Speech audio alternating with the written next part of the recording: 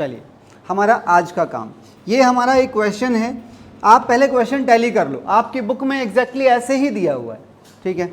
हाँ जी, PQR 3 partners थे, उनका रेशियो क्या था, मिलाते जाना साथ साथ, ठीक है ना।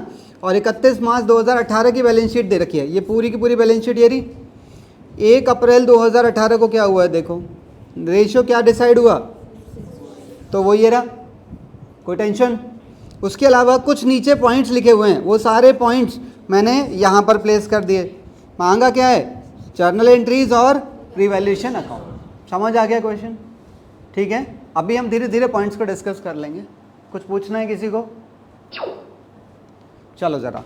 अच्छा, क्योंकि क्वेश्चन के अंदर गुडविल कितनी दे रखी है, तो अपने को पता है गुडविल का एक ही तरीका होता है, एडजस्ट होती है। और एडजस्ट करने के लिए अपने को क्या चाहिए, सैक्रिफाइसिंग रेशियो। वो निकालना जानते हो या निकाल के दिखाऊं, लो जी। रेशियो को लेके तो कोई टेंशन नहीं है।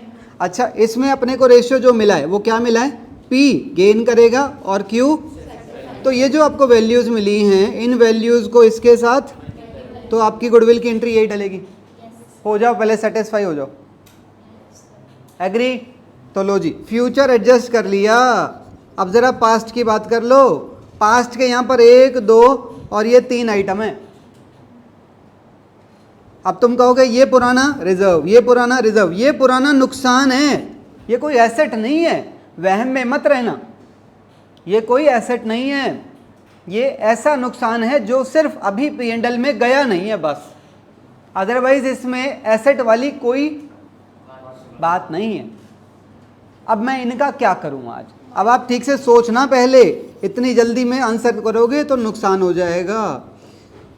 पहले इसके बारे में सोचो, क्या इसके लिए क्वेश्चन में कुछ बोला तो नहीं है, क्योंकि ये फ्री रिजर्व हो भी सकता है और नहीं भी। पहले चेक करो, ये देखो कुछ भौंक रहा है यहाँ पर, कह रहा है वर्कर के लिए 1 लाख रुपए की लायबिलिटी हमें क्रिएट करनी है। वर्कर के लिए 1 लाख रुपए की लायबिलिटी है, अपने पास रिजर्व कितना है। अच्छा एक बात सोचो, अगर ये यहाँ नहीं होता तो तुम ये पूरा का पूरा नई लायबिलिटी है ये तुम्हारे लिए, और लायबिलिटी बढ़ानी हो या घटानी हो फिर रिवैल्यूएशन यूज होता है, हाँ या ना। पर फिलहाल अपने पास रिजर्व है, तो पहले तो मैं रिजर्व यूज करूंगा ना। तो एंट्री क्या डालूं, वर्कमैन कॉम्पेंसेशन रिजर्व को 60,000 से डेबिट कर दो, और 2 वर्कमैन कॉम्पेंसेशन क्लेम, तो भाई 40,000 कहाँ से, रिवैल्यूएशन से कवर कर लो, कोई टेंशन वाली बात तो नहीं। आपको याद है जब हमने ये वर्कमैन कॉम्पेंसेशन का टॉपिक पढ़ा था, तो उस टॉपिक के अंदर 5 केस थे, मैंने 3 करवाए थे, तो ये चौथा केस है उसके अंदर का, ठीक है ना। आगे बढ़ते हैं, तो ये वाले का हो गया। इसकी बात करते हैं, इसका जो ट्रीटमेंट है वो इसके ऊपर डिपेंड करता है। इन्वेस्टमेंट कह रहा है खरीदी कितने की थी, देखो ब्रैकेट में कह रहा है उसकी मार्केट वैल्यू 15,000 से घट गई है। ये भूमि हमें बताएगी इसका क्या ट्रीटमेंट करना चाहिए। अगर भूमि इसकी वैल्यू ये वाली वैल्यू सेम होती दोनों, तो इसका मतलब रिजर्व का हम कुछ भी करें, हाँ या ना। मैंने बताया था इसका क्या यूज होता है, इन्वेस्टमेंट की वैल्यू को कम करने के लिए, पर उसमें कितनी कमी आई है, 15,000 की ही तो कमी आई है भैया, तो फिर करूं क्या, सोचो, कुछ तो बताओ भाई। 1 मिनट भाई, भूमि बता रही है। हाँ जी, IFR डेबिट। बेटे मैं कह रहा हूँ सोचो, इसकी वैल्यू ये लिखी ही नहीं होती, इसका मतलब इसकी वैल्यू में कोई चेंज नहीं आया है, तो फिर तो ये वाला रिजर्व फ्री हो जाता। फिर हम इस रिजर्व को सीधा सीधा बांट देते, 45,000 को बांट देते 2P 2Q और 2R, और वो भी ओल्ड रेशियो में बांट देते। पर क्या मैं ऐसा अभी कर सकता हूँ, ऐसा मैं अभी नहीं कर सकता, क्योंकि क्वेश्चन में कुछ भौंक रहा है। क्वेश्चन कह रहा है इसकी वैल्यू 15,000 से घट गई है, तो इसमें से 15,000 तो यूज़ करना पड़ेगा, तो 45 में से 2 इन्वेस्टमेंट को 15,000 से क्रेडिट कर दो, बाकी का 30,000 जो बच रहा है उसे P, Q और R में ओल्ड रेशियो में बट जाएगा यहाँ पर 30,000। बात समझ आई है? अच्छा, जब नई बैलेंस शीट आप बनाओगे, उस बैलेंस शीट के अंदर वो इन्वेस्टमेंट कितने की दिखाई देगी? 1,10,000 की, क्योंकि हमने उसे 15 से यहाँ पर कम किया है। बात समझ आई है? पक्का? अच्छा, अभी एक ये भी तो रह गया, इसका ट्रीटमेंट अपने को कौन बताएगा? काश भी बताओ।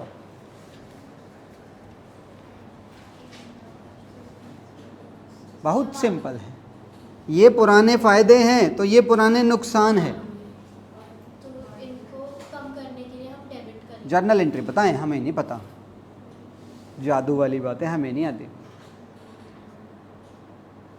जल्दी बताओ, देखो सूजल ऐसे खड़े होके देख रहा है। निखिल, आती है ना तुम्हें? आती है ना? बताना मत। हाँ, रीवैल्यूएशन अकाउंट। क्या बात कर दी बहन जी आपने।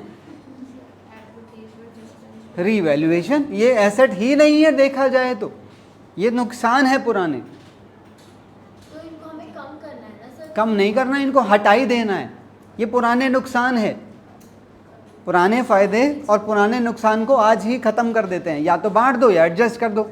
रिया तुम बता दो। Sir advertisement suspense. बेटर रहने दो। इसका ऑलरेडी जो बैलेंस है वो डेबिट है। P debit, Q debit, R debit, to advertisement suspense. इसी 75 को यहाँ पर क्रेडिट करो और इसे ओल्ड रेशियो में बांट दो, बस। एडवर्टीजमेंट सस्पेंस क्या होता है? सुनिए, आपने पहले कभी कोई एडवर्टीजमेंट करवाई होगी, और क्योंकि एडवर्टीजमेंट एक है तो खर्चा ही, पर अगर उस एडवर्टीजमेंट का बेनिफिट हमें लंबे समय तक मिलना है तो उसका कुछ हिस्सा हमने इसी साल P&L में डाल दिया होगा, तो उसका बचा हुआ हिस्सा बैलेंस शीट में एज अ डेफर्ड खर्चा दिखाई देता है। डेफर्ड खर्चा, एसेट नहीं। तो वो खर्चा बैलेंस शीट में दिख रहा है। आज जब आप अपना रेशियो चेंज करोगे तो क्या ये वाकई में कोई ऐसी एसेट है जिसको मैं एसेट क्लासीफाई करूं? ये सिर्फ बैलेंस शीट में इसके अकाउंट के बैलेंस की वजह से है। इसके अकाउंट का जो बैलेंस है वो डेबिट है, हाँ या ना? तो इसलिए ये यहाँ दिखाई दे रही है, अदरवाइज इसके अंदर एसेट वाला कोई गुण नहीं है। तो इसलिए इसको यहीं पर राइट ऑफ करके चलना चाहिए। बात समझ आई है?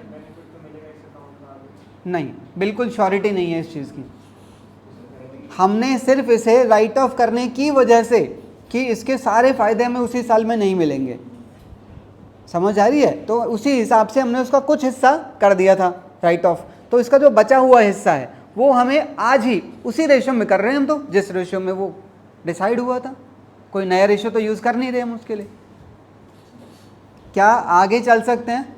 हाँ जी, ये वाला ट्रीटमेंट हो गया और पास्ट भी हो गया, हाँ या ना? आगे बढ़ते हैं। हाँ जी, पहले इतना देख लो आप एक बार। इसका ट्रीटमेंट हो गया, इसका ट्रीटमेंट हो गया, बचा खाली क्या? प्रेजेंट। प्रेजेंट यानी कि revaluation of assets and.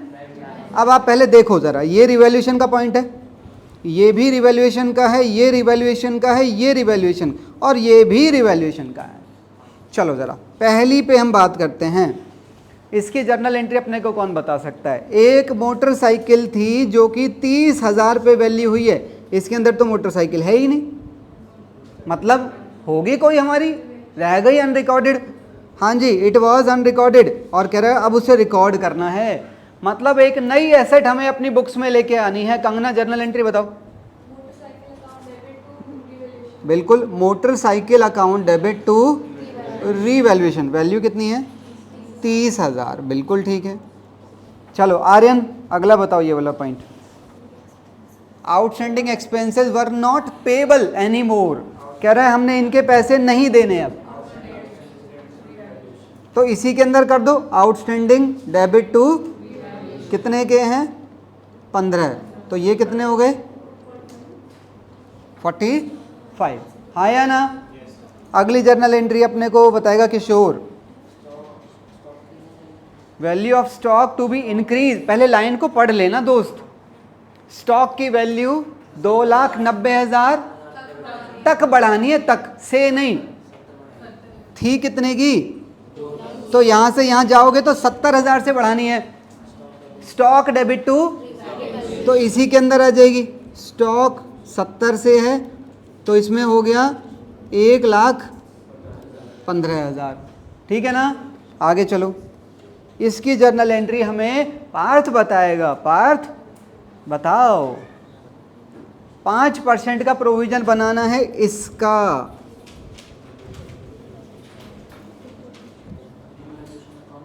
Revaluation account debit to, इसकी एंट्री अलग डालनी पड़ेगी क्योंकि रिवैल्यूएशन डेबिट है। कितना? 16,000। अगली journal entry, the work of reconstitution. Basically जिस दिन रेशियो चेंज होता है उसे बोला जाता है रिकॉन्स्टिट्यूशन डे। तो उस दिन जो सारे काम होते हैं, जो जिम्मेदारियां होती हैं, वो जिम्मेदारियां कभी तो पार्टनर खुद भी उठा लेता है, पर कभी कभी हम ये काम किसी और को सौंप देते हैं। तो पढ़ो ज़रा, कह रहा है यही काम हमने किसको दिया? फर्म के, होगा कोई चार्टेड अकाउंटेंट, उसको दे दी जिम्मेदारी। कह रहा है हमने उसे कितना रेम्यूनरेशन दिया है? 20,000 की सैलरी दी है हमने उसे। जर्नल एंट्री सोचो पहले क्या होगी इसकी। एक जर्नल एंट्री तो ये हो सकती है सैलरी टू बैंक, फिर सैलरी का लेजर बंद करना पड़ेगा क्योंकि नॉमिनल अकाउंट है, फिर रिवैल्यूएशन टू सैलरी। तो एक ही एंट्री रिया बता दो जरा, revaluation to bank, revaluation to bank. तो उसकी एंट्री में यहीं पर आ जाएगा टू बैंक। कितना? 20,000। तो ये हो जाएगा टोटल 36।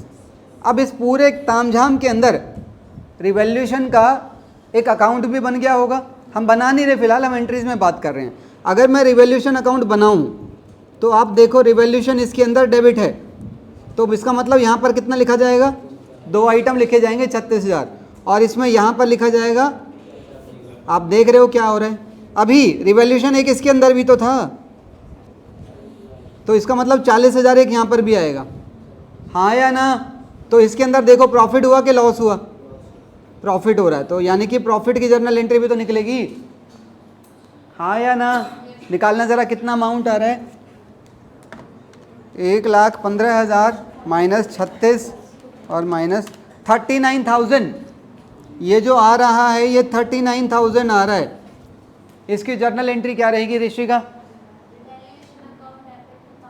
हाँ, रीवैल्यूएशन अकाउंट डेबिट, क्योंकि उसका बैलेंस क्रेडिट है, टू पी, टू क्यू और टू, और वो भी इस वाले रेशियो में, ओल्ड रेशियो में।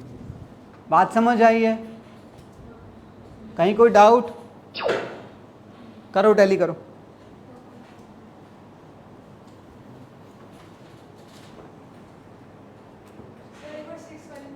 हाँ बिल्कुल, पॉइंट नंबर 6 कह रहे हो ना? पॉइंट नंबर 6 में वो कह रहा है कि हमने अपने फर्म के जो ऑडिटर हैं, जिनको हमने ये जिम्मेदारी दी है सारी, रिवैल्यूएशन करो, ये करो, फलाना करो, डिमका करो, इस जिम्मेदारी के लिए हमने 20,000 का खर्चा भी किया। तो वो खर्चे की एंट्री आज खर्चा रिवैल्यूएशन में तो डालोगे, क्योंकि देखा जाए तो अल्टीमेटली तुम्हारा कैश उसकी वजह से कम हो रहा है, और कैश कम होना मतलब एसेट कम होना, और एसेट कम होना या एसेट का बढ़ना रिवैल्यूएशन का पार्ट है। तो मैं रिवैल्यूएशन के अंदर उसे चार्ज कर रहा हूँ। बात समझ आई है? आगे बढ़ सकते हैं। इसी क्वेश्चन के अंदर रिवैल्यूएशन अकाउंट भी मांगा था, तो कोई दिक्कत नहीं है। यहाँ रिवैल्यूएशन क्रेडिट है, तो इसका मतलब 1 2 3 क्या क्या? By motor car, by outstanding, by stock. इसके अंदर रिवैल्यूएशन डेबिट है, तो यहाँ पर टू प्रोविजन टू, और यहाँ रिवैल्यूएशन फिर से डेबिट है, तो टू वर्कमैन कॉम्पेंसेशन क्लेम। बस यहाँ प्रॉफिट निकल जाएगा, बांट के खत्म कर देना।